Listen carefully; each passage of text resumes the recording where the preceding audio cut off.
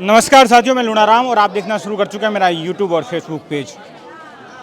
जहां मैं अभी मौजूद हूं, यहीं से अब भाजपा के नेता दानाराम चौधरी अपनी राजनीतिक सफ़र को आगे बढ़ाएंगे। यहीं से पूरा आगे का रोड मैप तय होगा। यहीं से टिकट की जो दावेदारी की जो गणित है वो आगे बढ़ेगी। पहले आपको पूरा घर दिखाते हैं। ये है नया घर जो भाजपा के नेता है दानाराम चौधरी सांचौर से, उनका पहले पूरा घर देख लीजिए, बाहर का लुक कैसा है। और फिर कुछ लोग भी मेरे साथ मौजूद होंगे, भाजपा के नेता भी मौजूद होंगे, उनसे बात करेंगे। और आज के कार्यक्रम को लेकर एक सटीक विश्लेषण है, वो भी आपको दिखाएंगे कि किस तरीके से भीड़ जुटाने में भाजपा के नेता दानाराम चौधरी कामयाब हुए, कितनी क्या भीड़ रही, किस तरीके से आगे का रोड मैप रहेगा। बहुत सारी चीज़ें हैं, लोगों के मन में इतने दिनों से सवाल भी बहुत सारे थे, तो उनके जवाब भी हम आपको देंगे।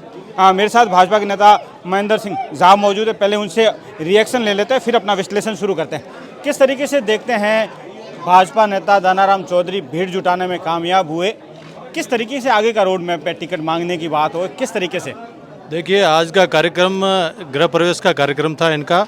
इसको आप राजनीतिक रूप से भी जोड़ सकते हैं, क्योंकि दानाराम जी चौधरी पिछली बार भाजपा के प्रत्याशी रहे हैं सांचौर विधानसभा से, और लगातार फील्ड के अंदर पिछले 7-8 वर्ष से सांचौर में जनता की सेवा में कार्यरत हैं, और जनता में उनके प्रति बहुत ही अपनत्व है। और आज का जो ये हुजूम है, ये अपने आप में दर्शा रहा है कि दानाराम जी के प्रति लोगों में कितनी उनके प्रति है आस्था है। और वो सभी लोग आज अपने मन से स्वयं अपने साधनों द्वारा आए हैं। किसी ने कोई साधन की व्यवस्था नहीं की है, सब अपने अपने साधन से उनके निमंत्रण पर उनके घर के गृह प्रवेश कार्यक्रम में पधारे हैं। तो अब मतलब इसी घर से पूरी पॉलिटिक्स है वो आगे बढ़ेगी दानाराम जी की? जो व्यक्ति राजनीति में है तो नेचुरल है, राजनीति तो यहीं से शुरू होती है, इसमें कोई दो राय नहीं है। दानाराम जी पिछले 7-8 वर्ष से भारतीय जनता पार्टी का झंडा लिए हुए सांचौर में घूम रहे हैं, और मेरे हिसाब से तो सांचौर के हर घर तक उनकी पहुंच है, हर गांव में, हर कार्यक्रम में वो शरीक होते हैं। इसलिए आज जनता भी उनके कार्यक्रम में मन से और दिल से चला के आई है। कितनी भीड़ जुटाने में कामयाब हुए दानाराम जी, और क्या संदेश है इस नए घर के प्रवेश के साथ में भीड़ जुटाना, संदेश क्या है? संदेश ये है, और भीड़ का जो आंकलन है, वो भीड़ का आंकलन तो आप मीडिया वाले और पुलिस और प्रशासन ही कर सकता है, हम आम जनता तो कर नहीं सकते हैं। लेकिन ये आंकलन आपके द्वारा ही किया जाएगा कि आज की भीड़ क्या कह रही है।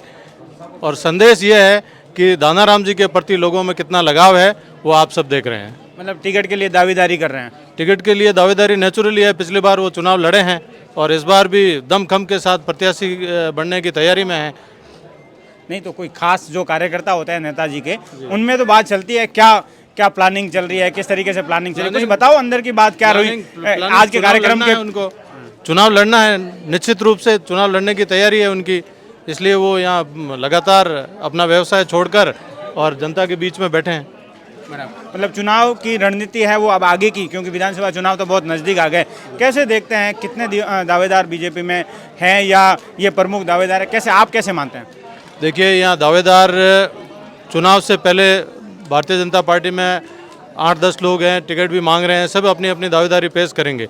लेकिन जिसको भी टिकट मिलेगा, इस बार भारतीय जनता पार्टी एकजुट होकर चुनाव लड़ेगी, और दानाराम जी भी अपनी दावेदारी मजबूती के साथ पेश कर रहे हैं, और मजबूत दावेदार हैं वो। मतलब इसे शक्ति प्रदर्शन कहे तो गलत नहीं है? शक्ति प्रदर्शन भी कह सकते हैं आप, लेकिन ये निजी कार्यक्रम है, इसको शक्ति प्रदर्शन तो बना दिया है, जनता ने अपने आप बना दिया है, जनता की आवाज़ है ये। लेकिन इतने लोगों को बुलाने के लिए आमंत्रण भी तो दिया होगा? बिल्कुल, निश्चित रूप से एक एक व्यक्ति तक इन्होंने संपर्क किया है, और एक एक व्यक्ति चला कर आया है। तो ये है भाजपा के नेता महेंद्र सिंह जी, अपनी बात रखिए। अब हम आपको सटीक विश्लेषण दिखाएंगे, और सटीक विश्लेषण में पूरी बात करेंगे कि